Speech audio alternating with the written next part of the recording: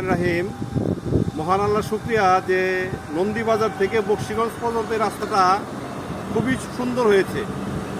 আমরা মাননীয় আমাদের ডাইনামিক সংসদ সদস্য জনাব নূর মোহাম্মদ সাহেবকে ধন্যবাদ দিই।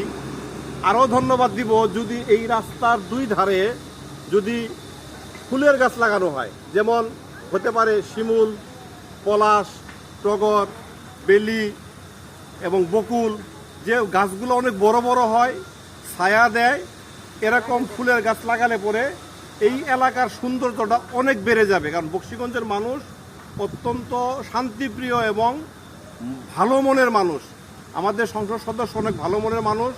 আমরা আশা করব যাতে এই রাস্তার দুই ধারে ফুলের গাছ লাগানো হয়, যে গাছগুলো অনেক বড় হবে এবং যখন ফুল ফুটবে এলাকার চেহারাটাই অন্যরকম হবে এবং এই এলাকাটা পর্যটন বান্ধব হবে আর কি।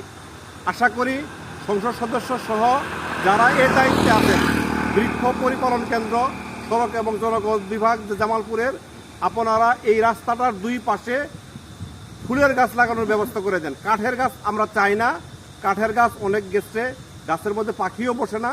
ফুলের গাছ লাগিয়ে দেন, তাহলে এলাকার সৌন্দর্যতা বাড়বে, পর্যটন বিকশিত হবে। ধন্যবাদ। আশা করি কর্তৃপক্ষ আমাদের বিষয়টি নজরে নেবেন।